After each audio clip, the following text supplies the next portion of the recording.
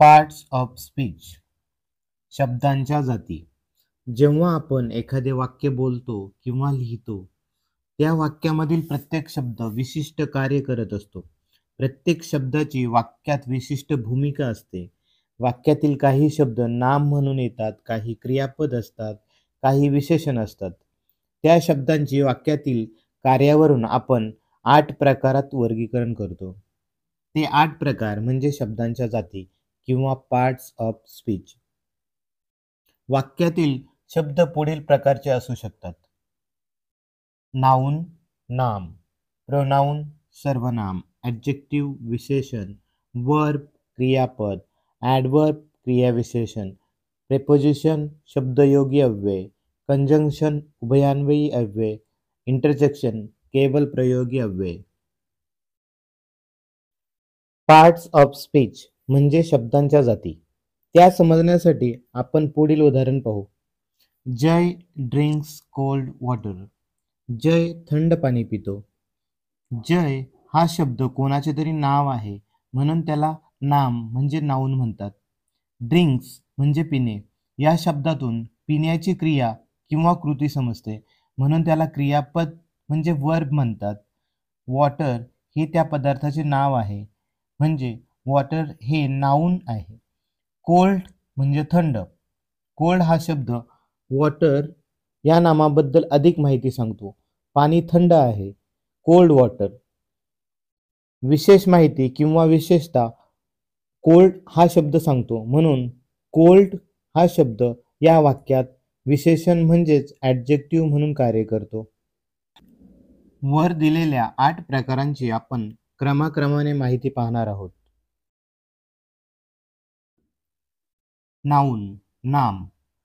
व्यक्ती, ठिकाण, वस्तू, प्राणी, समूह, भावना, गुण यांच्या नावांना नाम म्हणतात.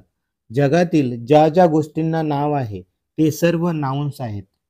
नामामध्ये कोणकोणते घटक येतात यांची उदाहरणे आपण पाहू. व्यक्तींची नावे जसं तुमचं नाव. जगातील इतर व्यक्तींची नावे ही सर्व नाउन्स आहेत. उदाहरणार्थ राम, जॉन, स्नेहल. त्यानंतर शहरांची, गावांची नावे मुंबई, रायपूर, सातारा. प्राण्यांची नावे टायगर, क्रो, कॅमल इत्यादी सर्व. समूह किंवा group army, class, family, crowd. याशिवाय पदार्थांची किंवा वस्तूंची नावं milk, table, pen, fan, sugar. व्यक्तीचे गुण काइंडनेस म्हणजे दयाळूपणा, ऑनेस्टी प्रामाणिकपणा, ब्युटी सौंदर्य. हे सगळे गुण नाउन्समध्ये येतात. याशिवाय भावना फेअर भीती, जॉय आनंद, हेट्रेड तिरस्कार या सर्व घटकांचा नाउन्समध्ये समावेश होतो. प्रोनाउन सर्वनाम. नामाऐवजी वापरल्या जाणाऱ्या शब्दाला सर्वनाम म्हणतात.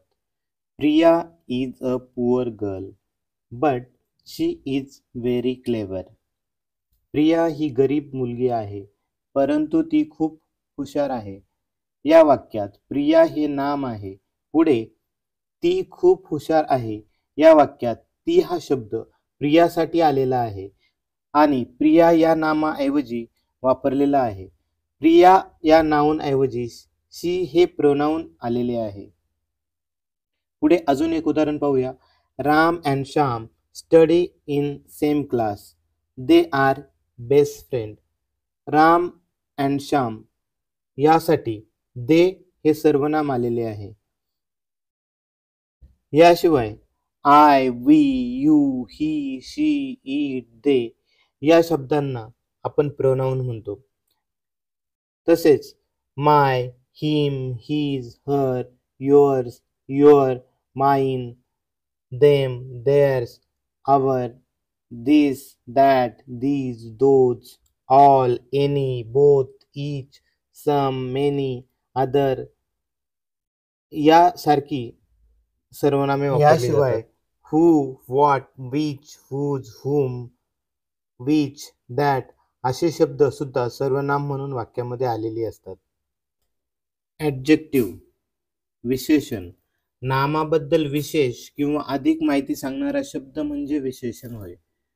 Ram is a good boy या वाक्यात बॉय या सामान्य नामाबद्दल गुड हा शब्द विशेष माहिती सांगतो. मुलगा चांगला आहे किंवा वाईट हे गुड या शब्दावरून समजते, म्हणून गुड हे विशेषण आहे. It is a sweet mango या वाक्यात आंबा कसा आहे हे गोड या शब्दावरून समजते, म्हणजे स्वीट हा शब्द आंब्याबद्दल अधिक माहिती देतो किंवा त्याचे वर्णन करतो. त्याला विशेषण किंवा ॲडजेक्टिव्ह म्हणतात. काही उदाहरणे बघूया. A red rose, a rich man, a clever boy, a big house, 10 rupees या शब्दामध्ये रेड, रिच, क्लेवर, बिग, 10 हे शब्द ॲडजेक्टिव्ह म्हणजे विशेषण आहेत. My country, your book, this girl, what colour, whose house यामध्ये my, your, this, what, whose हे शब्द ॲडजेक्टिव्ह म्हणून आलेले आहेत. याशिवाय happy, beautiful, strong, brave, first, six, all, some, much, great, whole अशीही काही ॲडजेक्टिव्हची उदाहरणे आपल्याला सांगता येतील.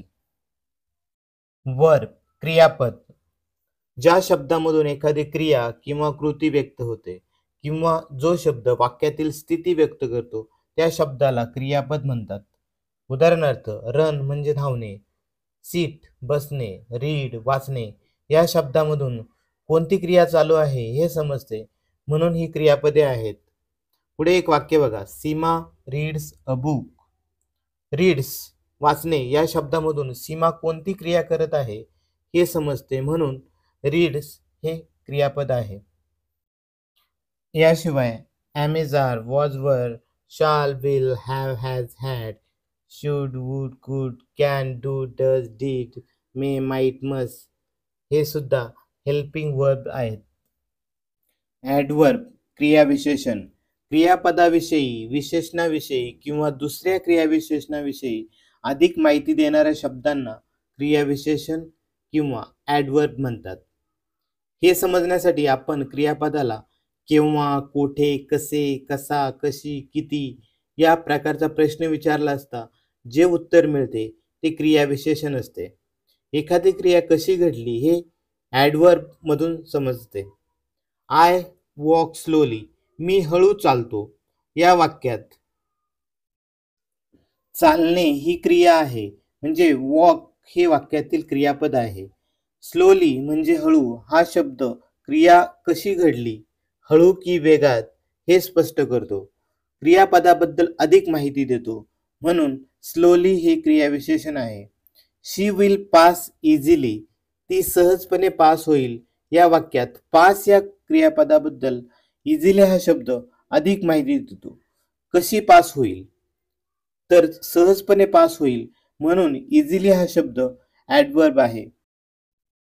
Bravely, clearly, almost, very, nicely यासारखे शब्द ॲडवर्बची उदाहरणे असतात. याशिवाय ज्या शब्दांना ly हा प्रत्यय लागलेला असतो ते शब्द सुद्धा ॲडवर्बची उदाहरणे असतात.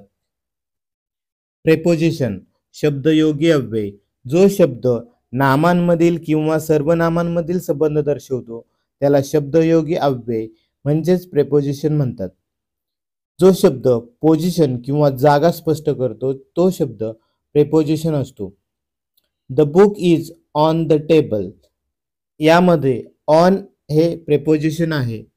ऑन वरून पुस्तक कोठे आहे हे समजते. पुस्तकाची पोझिशन ठिकाण टेबलावर आहे असे आपल्याला म्हणता येईल. वस्तू खाली, वर, आत, बाहेर, जवळ, दूर यावरून समजते.